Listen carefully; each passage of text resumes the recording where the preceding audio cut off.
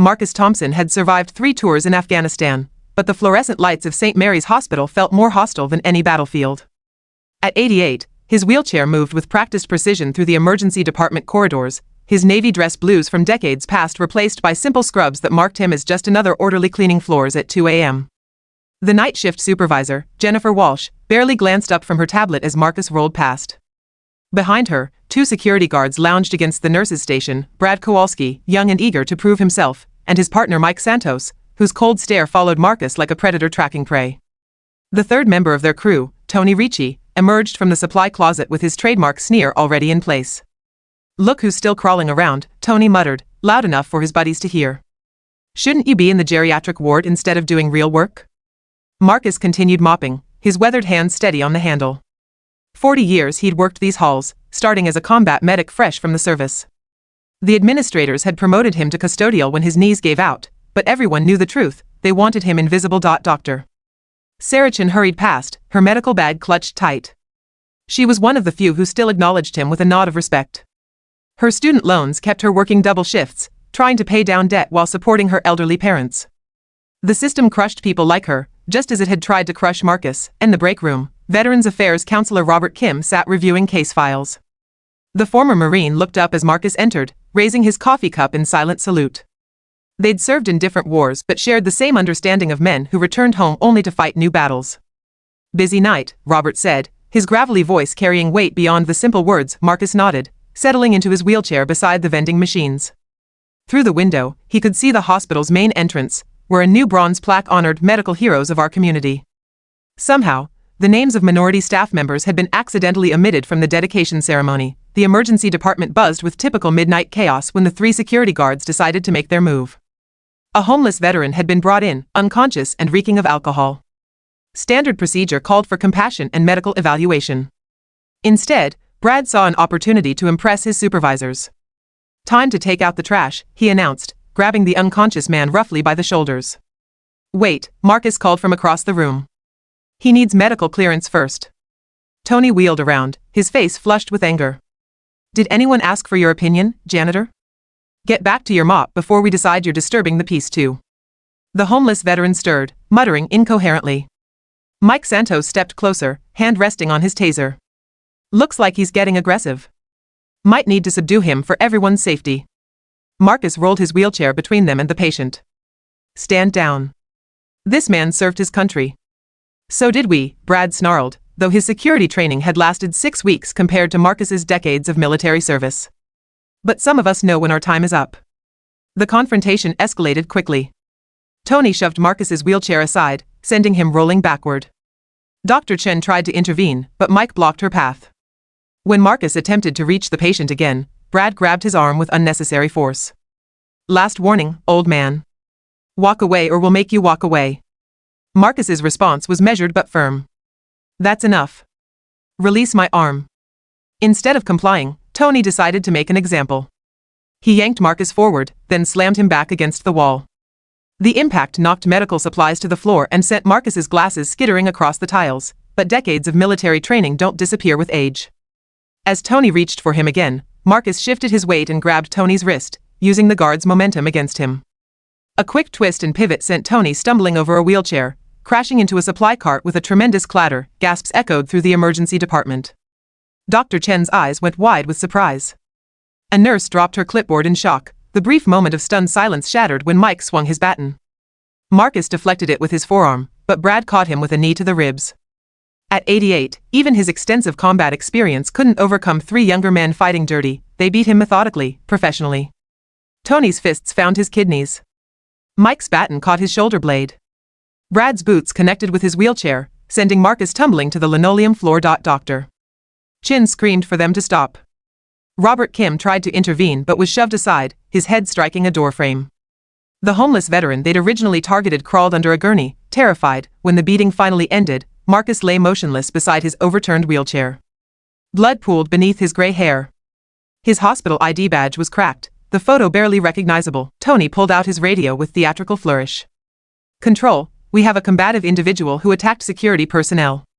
Requesting police backup and medical evaluation for potential psychiatric hold."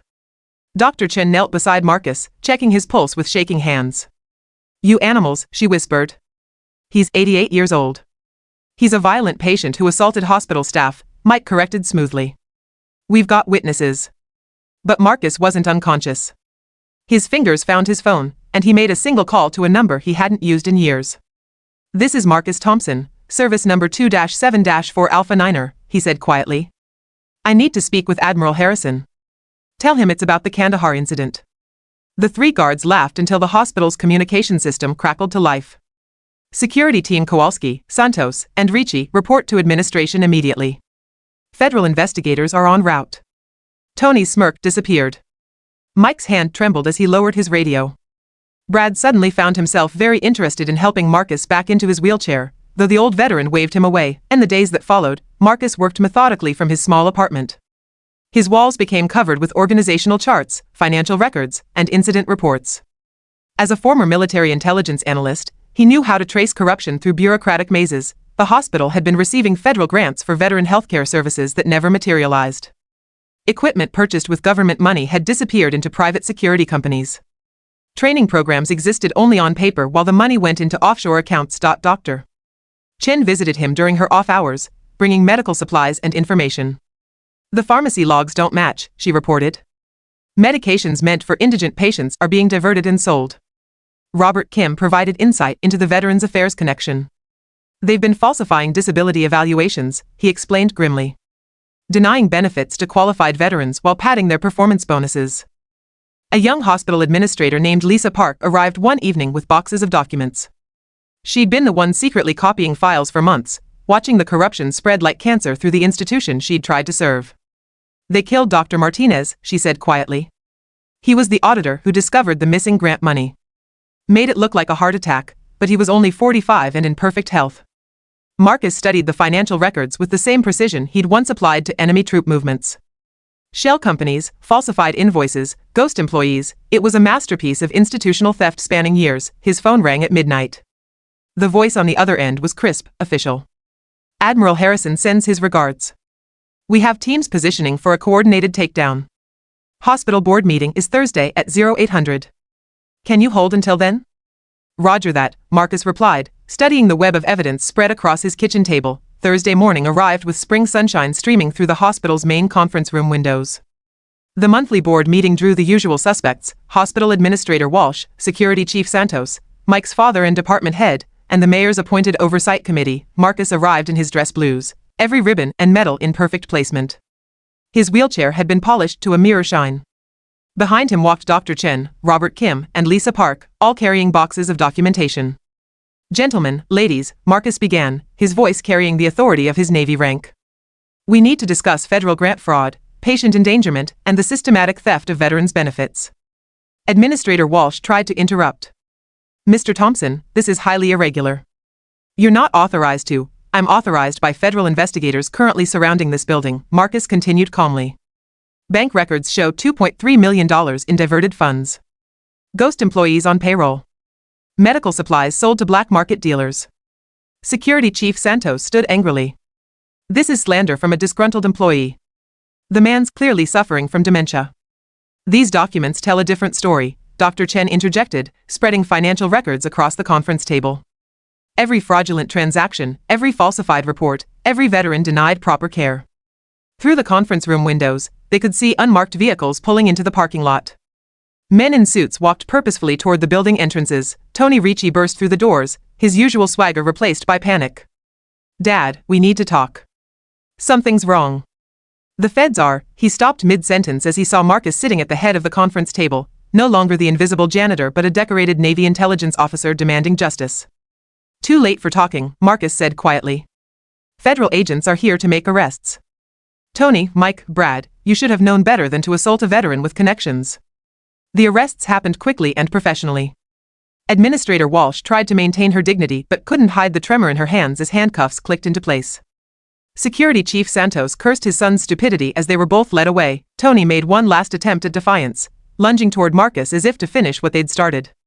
But the old veteran was ready, his wheelchair positioned perfectly to trip the younger man, sending Tony sprawling across the conference table in an undignified heap. Combat training, Marcus explained to the federal agents. It never really leaves you.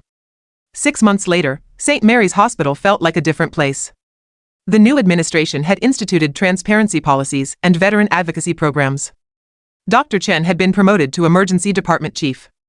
Robert Kim ran expanded mental health services for former military personnel. Marcus still worked the night shift, but now as patient advocate, helping veterans navigate the system he'd helped clean up. His small office near the emergency department had become a sanctuary for those the system had forgotten. The memorial wall in the main lobby now included all the hospital's heroes, regardless of race or rank. Dr. Martinez's name held a place of honor. With a plaque reading he stood up for what was right. A knock on his office door interrupted Marcus's evening rounds review. A young man in a crisp Navy uniform stood at attention in the doorway. Lieutenant Commander Jackson reporting, sir, the officer said formally. Admiral Harrison sent me to discuss your exemplary service to veteran affairs and potential consulting opportunities with our new oversight committee. Marcus leaned back in his wheelchair, studying the earnest young officer.